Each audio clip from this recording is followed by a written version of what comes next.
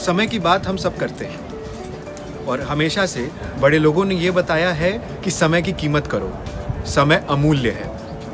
पर आज हम आपको एक ऐसी कहानी बताने वाले हैं जहाँ पर समय बेचा जाता था। हम खड़े हैं इस समय ग्रेनिच पार्क में, लंदन के ग्रेनिच पार्क में। ग्रेनिच पार्क अपने आप में बहुत मशहूर है और यहाँ पर एक समय ऐसा था जब समय बेचा जाता था।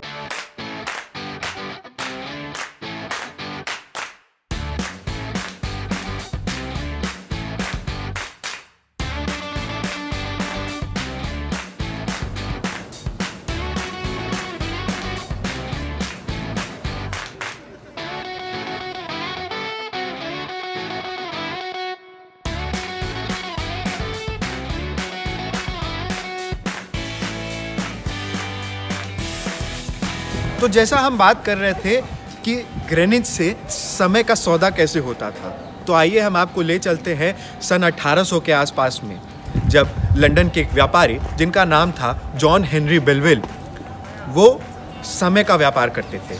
अब आप सोच रहे होंगे समय का व्यापार क्या होता है, समय तो खुद ही अमूल्य है।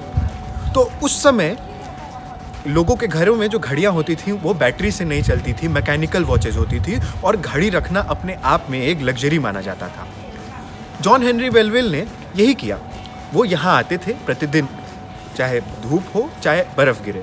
जॉन हेनरी बेलविल 9 बजे ये ग्रेनिच की रॉयल ऑब्जर्वेटरी आते थे, अपनी घड़ी को सही समय पे करते थे, जो उनकी घड़ी आज भी ब्रिटिश म्यूज़ियम में रखी है, जिसका नाम है जॉन आर्नल्ड क्रोनोमीटर नंबर 485/786, 485/786। ये वैसे तो ड्यूक ऑफ ससेक्स की घड़ी थी जो कि जॉन आर्नल्ड को दी गई थी। जॉन आर्नल्ड अपनी घड़ी में समय भर के और निकल जाते थे 12 मील लंबी एक यात्रा पे, जहाँ पे वो करीब 200 लोगों को प्रतिदिन समय बेचा करते थे। जॉन हेनरी की मौत के बाद उनका ये कारोबार उनकी विधवा पत्नी ने संभाला और कुछ ही दिनों में उनकी भी मौत हो गई। उसके बाद उनकी बेटी ने अपने बाप की इस लेगेसी को संभाला। उनकी बेटी का नाम था एलिजाबेथ रूथ बेलविल। एलिजाबेथ ने मरते दम तक ये काम किया। करीब 80 साल की उम्र थी जब आखिरी उन्होंने अपनी घड़ी में समय भर के लोगों तक समय पहुंचाया था और उसके बाद से उन्हें इतिहास के पन्नों में टाइम लेडी ऑफ ग्रेनिच बोला जाने लगा।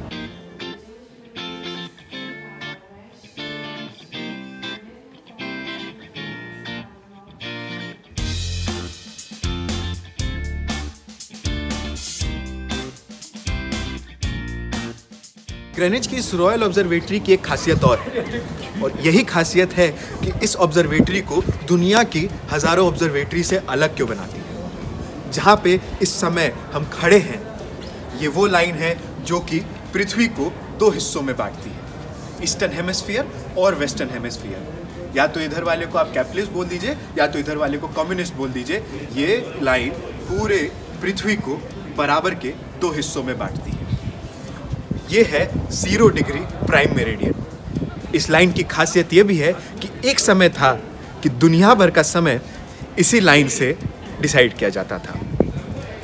लंदन से गौरव द्विवेदी, धन्यवाद।